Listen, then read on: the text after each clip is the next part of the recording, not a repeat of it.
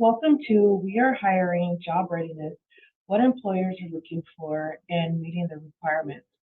The reason why I wanted to do this is because we are in the month of November. There are quite a few employers who are hiring for seasonal work. So if you've been out of work for a while, this may be an opportunity for you to get your foot in the door.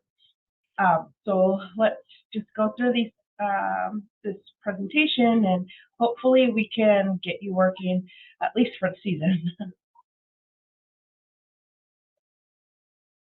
So our first, we're going to look at our agenda.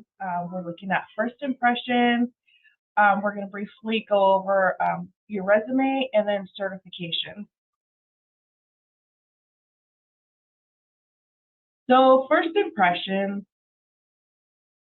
is that you want to present yourself as well-groomed, wear clothes that fit, choose appropriate attire for the job position, and then also if you're choosing to wear makeup, some calm, neutral makeup, unless you're getting a job at Sephora, but calm, neutral makeup. And many of us think that, our first impression is when we go to the interview, and this is not the case, especially because this is the digital age. You can basically Google anyone. When they're giving you their resume, or when you get these resumes in your email, a lot of employers, they go to your social media. So we're going to look at your digital footprint. So like your social media profile. I know it's your profile.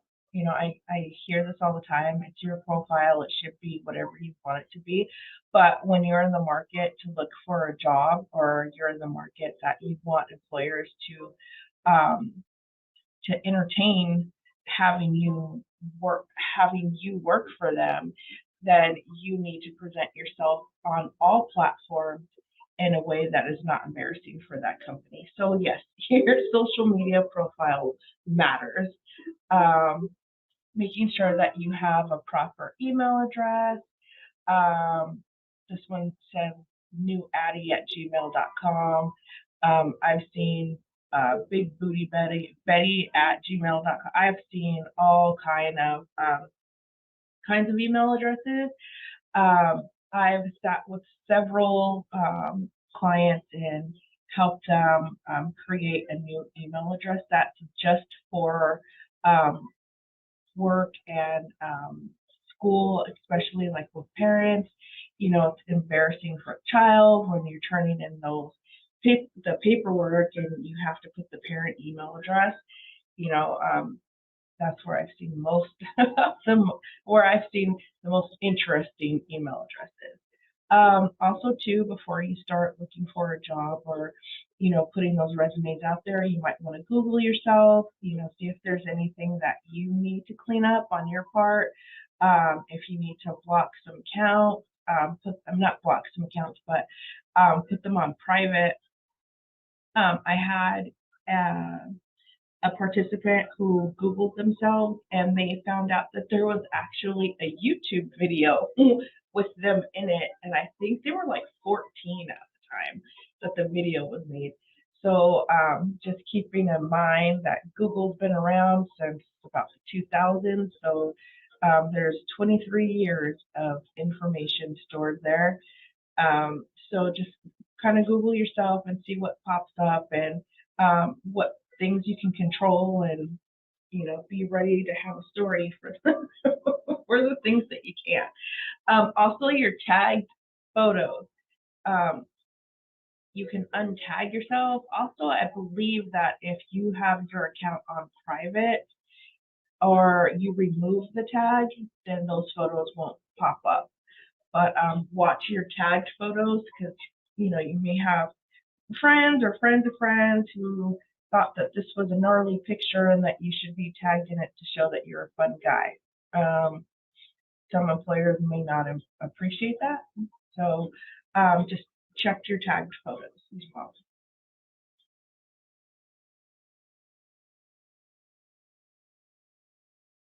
So we're looking at your digital footprint. So what is a negative footprint?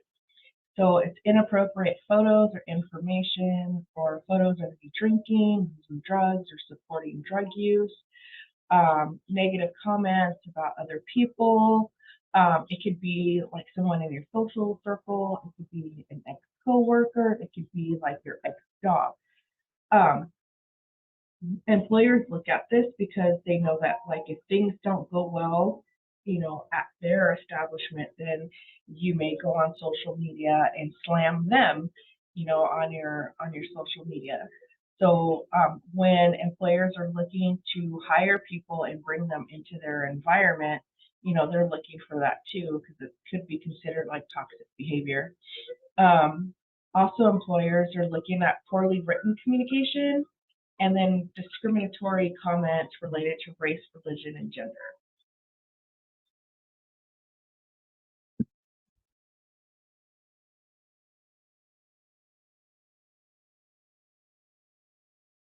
On another note, your social media can show a positive digital footprint and may show employers like your true personality, and that your personality fits the current company culture.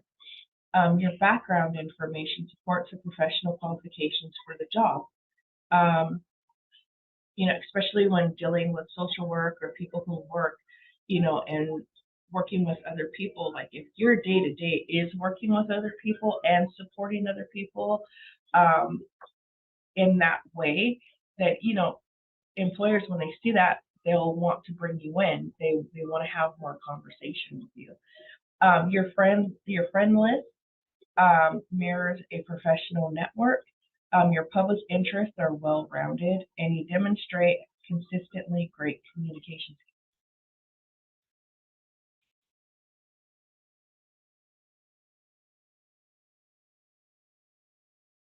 Also, you may want to update your outgoing message before putting that resume out.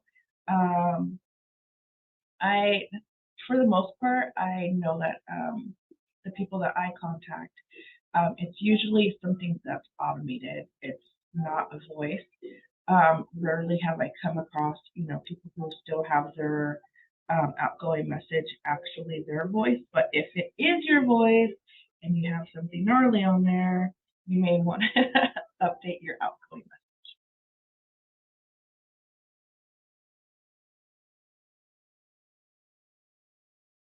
All right. So prior to looking for employment, you may want to look at how flexible is your schedule. Because in our mind, we might say, yes, I want full-time work. That's 8 hours out of the day. You may need an hour to prepare, to get ready for work. How long does it take you to drop off your kids to daycare or to school? Are you driving? Are you using bicycle, a bus, trolley? Do you have to walk to wherever you're going? Those are some time barriers and things that consume your time, like how many children do you have to get ready in the morning? How long does that take? And then also it's like the time that it takes to get to the job, and then you work your shift, and then, I'm saying, how long do you have before you need to go pick your children up again? Or do you have support systems in place to where people can help you pick up and drop off your children? So those are some time barriers that you might have. So the types of schedules that are offered are full-time, which is 40 hours a week. Part-time is less than 40 hours a week. However, full-time is considered 32 hours or more. Part-time is considered 32 hours or less. You have your fixed time, which means that you have concrete hours every week. So, for example, I work from 8 to 4:30 here every day. So it doesn't change. It's the same time every day. Um, then you have flexible hours, which is variable hours based on the business needs. So, like, for example, my husband, he where he works, he has a flexible schedule, which means that some mornings he has to be there at 6, other mornings he has to be there at 7. For the past 2 weeks, he's had to be there at 4:30 in the morning. Um, then you have a rotating schedule, which is swapping employees between at different times. I had a few employees that wanted the rotating schedule just because it helped with their school schedule. So it allowed it allowed like one employee to work another employee's shift so that they were able to go to school at a specific time. And then that employee would work it, you know what I'm saying? So they basically like rotated shifts so that they could go to school. A split shift is shifts completed in 2 parts. So after school programs, like you would have someone who would work the after school program in the morning. Then when the kids went to their classroom, those employees left. And then when school was released, then the staff would be there waiting for the children when they got out of school. So the whole time that they were in school, the employees were relieved from their shift, but then when the children were back at the after school program, that's when the staff came back. So it was like usually maybe a 6 to 8:30 and then a 3 to 6 or a 3 to, something like that. So that working parents can pick up their children. And then you have on call, which is available to work for specific hours, and they would just call you, if they have work available. And then freelance or seasonal, and it's to fulfill a particular project. Usually when we think of seasonal, we think of like, holiday season. Most retailers need to increase their staff during the holiday season. Um, and then you have like freelance people who may work on a project, meaning like a website or something like that for a particular organization. And then once that job is done, they move on to another one.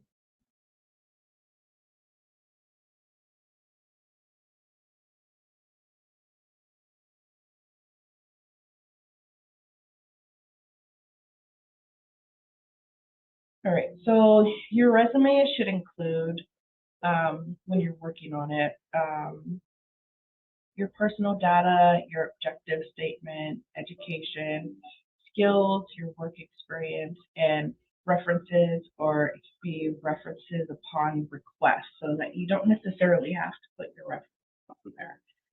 It could be upon request, depending on how comfortable you feel with those references. Um, and when it comes to education and skills, those you can also include your experience volunteering if it meets the need of the job that you're trying to apply for. Also, resumes, you can find resume templates online. You can Google them. They have some on Canva. Some of them are really gnarly where they include like your picture and things like that. I worked as a program director for many years. I hired many a staff, and I never needed a resume with someone's picture on it. Like, I just needed to know what you can do.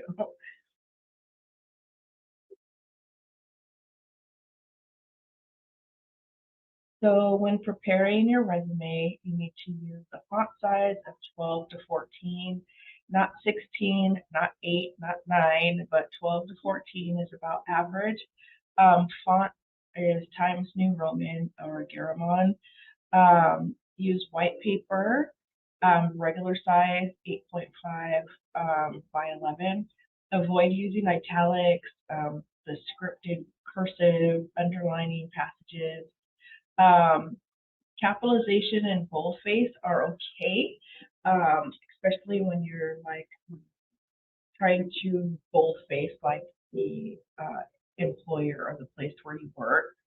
and then just to show that there's some kind of separation in your work experience. And then avoid graphics and shading. Spelling and grammar errors may result in your resume being discarded, especially now because we have things like Grammarly, which is free. And Grammarly can be you can upload it onto your phone. So it can even be an app on your phone. Also, you can create an account with Grammarly, and then it checks for your grammar errors. Also, allow the job description to guide the information included in the resume. So employers list what they're looking for in an employee and an employer what they're hiring for. So you just read through the want ad and then build your resume around that.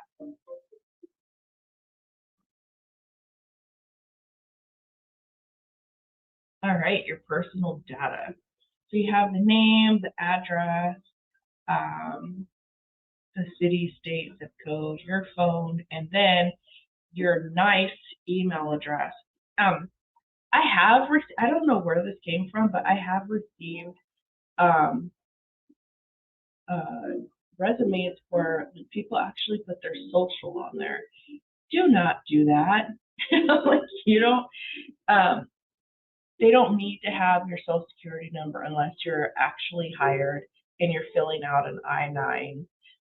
That's when they need your social security number. Or if they're doing a background check because you're working with children and the elderly. But other than that, employers, especially someone who hasn't hired you yet, they do not need your social.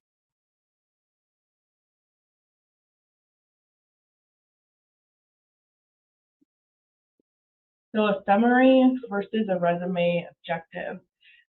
So a summary is when you're applying for a job in the same industry. So if you're a teacher and you're looking for a teacher job, then you would just provide a summary. But if you're a teacher and now you want to be a welder, then that's when you need to use an objective. So the goal of a summary is to highlight your experience, and then a goal of an objective is to outline what you can bring to the new job. The focus of a summary is to focus on all your hard skills and the things that you went to school for and that you have a level of profession in. And then a focus of an objective is on your hard skills and your soft skills, because you're trying to create a relation between like the skills that you built in one job and how it can relate to the other profession, how it transfers over. And then a summary, you want to highlight your skills for your new job. And then in an objective, you want to mention the new job and the company and the desire to gain experience so that you're willing to be trained. The summary should be 4 to 5 sentences long. Your objective should be 2 to 3 sentences.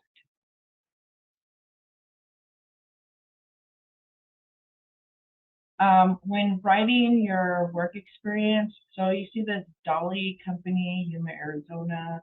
So the first sentence appeared, Dolly Company, Yuma, Arizona, August. The date, like that could be bold, like bold-faced, and then everything else, so that it kind of creates a separation between Safeway, grocery, and the Dolly Company. So like how I was saying that, like you can use boldface or underline, to kind of create that separation. Also, you can use your volunteer experience to show that you have some kind of knowledge within the scope of what they're looking for in an employee.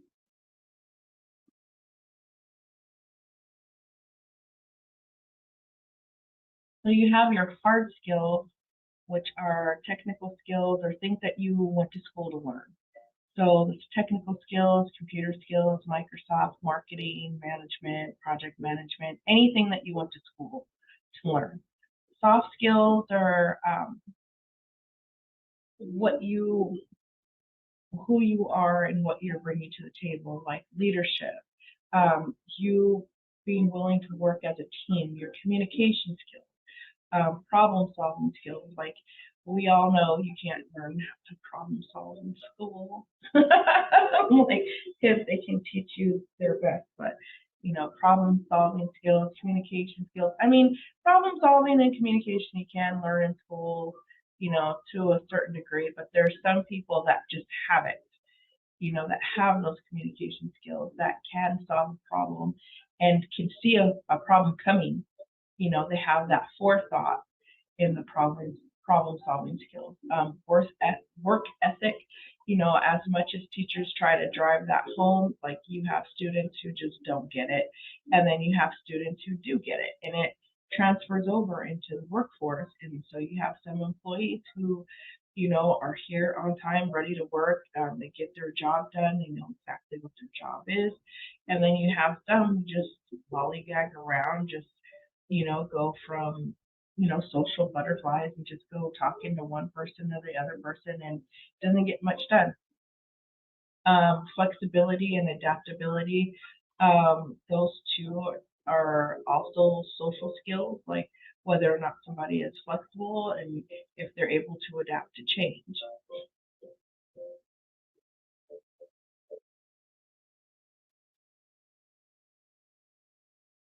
Hard skills are awesome, but so are soft skills. So again, some of the top soft skills are communication, being self-motivated to where the employer does not have to chase behind you or micromanage you, like you're self-motivated. Leadership skills, like someone that takes initiative. Responsibility, people who are able to take personal responsibility for what they did or did not do. Teamwork, you know, because some employees can be very cliquish, and they only want to work with certain people. But you get more done if you're able to work as a team, and to be a team player. Problem solving, again, we went through the problem solving, decisiveness, somebody that's able to make a decision, you know, um, that's how we get things moving. There's nothing like going around for 20 minutes trying to figure out what you want to eat for lunch. um, the ability to work under pressure and time management. Again, flexibility, negotiation, and conflict resolution. So you have some people that are always looking for a solution, and then you have some people that are always looking for a problem to your solution. So yeah, being solution minded. The benefits of having employees that have excellent soft skills is that it improves employee engagement. It's a more pleasant work environment because everybody's trying to be positive and make it easy for everyone, not just themselves. You have more productivity, especially when people are working together as a team. Things are more efficient, there's less conflict, less confusion, better customer service, and with all that said and done, there's more profit.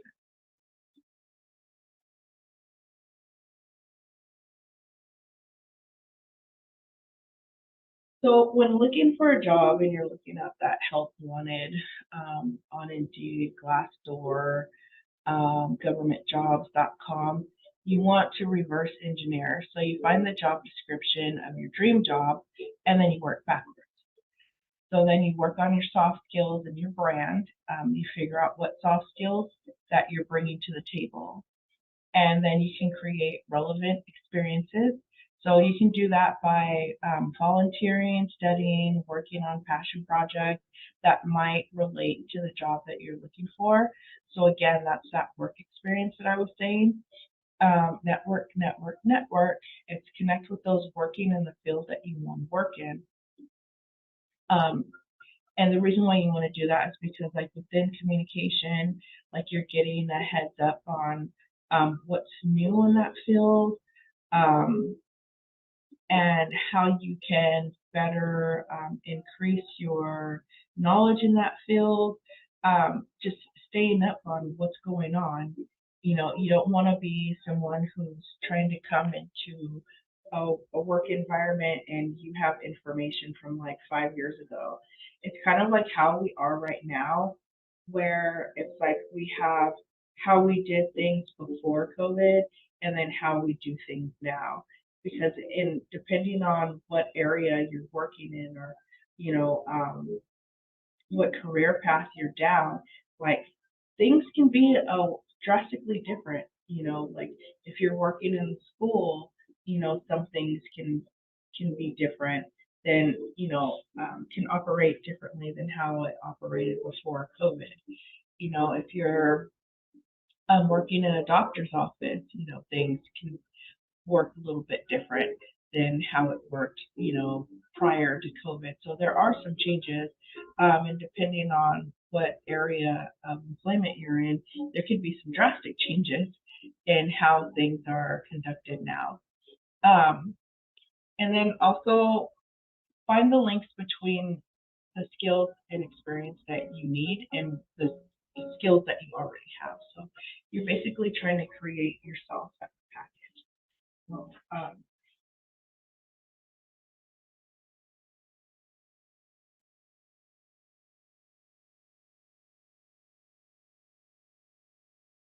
so depending on uh, how long it's been since you found a job or since you've been working, um, one avenue that you might want to look into is ONET, My Next Move. Um, with the ONET, it's a free online database containing information regarding job opportunities, career preparation, and discovery. Um, if you don't know what you want to do yet, you can go to this far right button and push start and answer a few questions about the type of work that you might enjoy, and then they can give you some career options that might be a bright outlook for you. Also, it'll show like how much school and preparation that you would need for that particular career if you need any preparation. So there are some jobs that they'll throw at you that need no preparation and you can just apply for them. Um, I've seen them throw out a couple of jobs that like I didn't know existed. But it's really interesting. And then you can also browse careers by industry. So here it says administration and support service. You can put in like zoology, you can put in veterinarian, you know, different things like that. And then also you can just directly search for a career. It also gives you the option to put in your zip code so that, and then how many miles away from where you live that you're willing to, how far you're willing to go.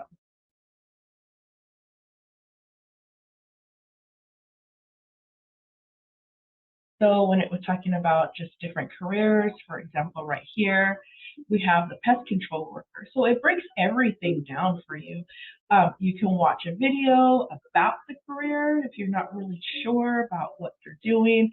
It gives you different names utilized for pest control or pest control worker, the knowledge that you're going to need, the skills that you need, the abilities. Um, what personality type you might need to have. Like me, I'm very introverted, except for when I'm like really excited about something. Um, and usually, like that excitement for me is like helping other people succeed. So, and especially if I know, like, if I have some insight into what they can do or things like that, then I can be very, I don't know, I'm a weird person. Anyway, so it's just like the different personality types that you need, like being practical, hands-on, and then what technological abilities that you might need to have. Um, word processing, things like that. And then it gives you a breakdown of what they actually do, and then on the job, what you would actually do while you're on the job. So it it's very thorough.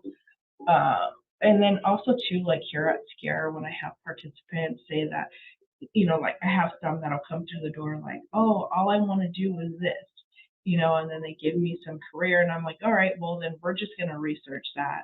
And so I have them research the career that they thought that they wanted to do, and just make sure that it's a good fit for their lifestyle. You know, what does it all entail? Because a lot of times you think a pest control worker, like all you're going to do is just spray some bugs. You don't really need to talk to the people. But no, like you need to have some customer service skills. Another exciting one is the onestop.org. This is really, really cool because, again, you can search for employment and put your zip code in, and then it'll give you a list of jobs available. But it goes into it. They even have their own career assessment, and then you can look into different trainings, um, a certification finder, a scholarship finder, license finder. So, like if you need certain licenses for a career that you want to go into, it'll tell you like what programs are in your area to help you get those licenses. Um, Also, too, it has like something that can compare your occupations. They'll have a list of fast growing occupations. And that's another spot where it's like there's a list of jobs that like I didn't even know existed. It's okay though. Yeah, it's a very, very, very resourceful. At the top, you see it says explore careers, you have finding training, job search. This here is the list, it's called the toolkit, but it has everything there. What's career one stop vision? So this here is under apprenticeship. So it's under the training bar. So you have types of training. You have apprenticeship, certifications, college training, short-term training, adult basic education, internships, professional development, like all your trainings right here. And then also too, they have the link to apprenticeship.gov for those.